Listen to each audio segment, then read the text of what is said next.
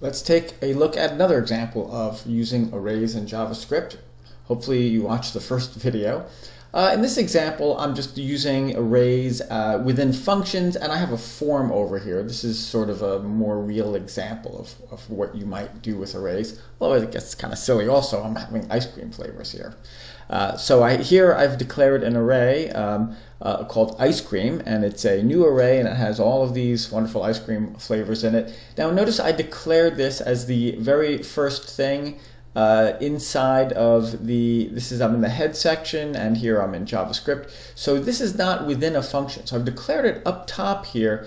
This array is like a global variable. It's known to all of the functions, and the name of it is ice cream. So if I actually go down to the bottom now, and you should be very familiar with this, I have a form, and the name of my form is F1. I don't know, I'm just getting lazy, I guess. And it just has a text area that you can see over here. And then I have a bunch of buttons, and each button runs a function. When you click this guy, it runs a function called print array, and this guy runs a function called search item, and this one runs a function called add item one. I don't know why I called it add item one. I guess I could have called it add item, but whatever. Remove item, and this is my reset function. Okay, so let's go up and see what these various things do. Actually, let me click print array. So I click this, of course, and let's go up here, and we can see that the print array function, I make myself a variable called out, and I give it an initial value of nothing. And then I have a for loop that goes from 0 to the length of this array, and you already know this dot length tells you the length of the array, and the length of the array is always 1 greater than the last index, remember, because you start counting at 0. So x is going to go up to 1 less than the length, which is in fact every single item. And so here I am, I'm adding each item, ice cream x, along with a little \n, that'll give me a space. Not a space, a new line. So I'm concatenating is the term. I'm concatenating each item in the array and a new line, and I'm doing that in this for loop. So when I'm done with this for loop, the result is I have a variable that contains every item in the array. And you can see when I hit print array, boom, that's every item. Search for, I'll run this. You can see when I do search for, I get a little pop-up window, and I could search for an item. I could search for the item pizza, for example, and it tells me flavor pizza not found. But if I search for an item, let's say cookie dough, COOKIE, there we go. Is cookie dough in there? Yes, flavor cookie dough found at 4. Remember how arrays work. Position 0, position 1, 2, 3, 4. Cookie dough is in fact at 4. And take a quick look at search item. I have this prompt here, of course. What flavor do you want to search for?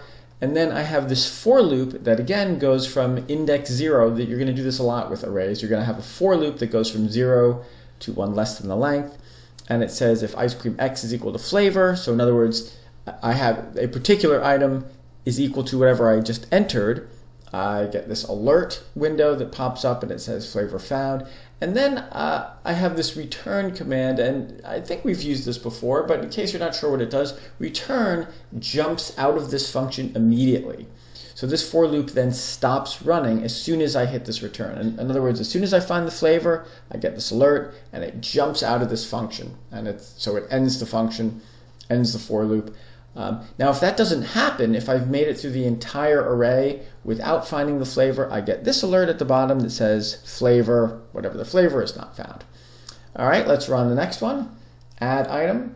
So this time, of course, I'm going to add an item pizza. Oops, I capital I, that's all right. And it didn't show up, but if I hit print array, you can see that in fact it got added to the end.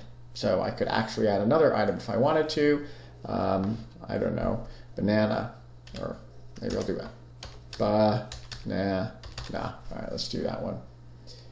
Again, it didn't show up until I print. So let's see what add item does. It says, what flavor would you like to add? And then remember, The length of it is, of course, 1 past the end. So I'm adding to my ice cream array at the end whatever the flavor is that they entered. Now I could make a for loop to check to see if it's in the array first and maybe only add it if it's not in the array, but I didn't do that. So let's take a look at remove item. You're already familiar with splice, and let me just run it real quick. So let's say I want to remove cookies and cream. Cookies and cream. This is case sensitive, so if you don't spell it correctly, it will not work. It's still there until I hit print array. Now watch cookies and cream. Boom, it's gone. Okay, so how does that work? I prompt them what flavor do you want to remove, and then again I iterate through the array, and I have this if statement. If ice cream X equals the flavor that they entered, I'm using splice. I'm splicing position X, and right after that I hit return. So this works fine, except if there were multiple occurrences of the thing that I wanted to remove. This is only going to remove the first one. So you might have to adjust that a little bit. But anyway, this was a real quick look at using arrays along with a form. And these are the basic functions that you're going to do with an array. You're going to print, you're going to search, you're going to add an item and remove an item. And you're going to put these kinds of things together to do other things for an array. Hopefully this makes sense.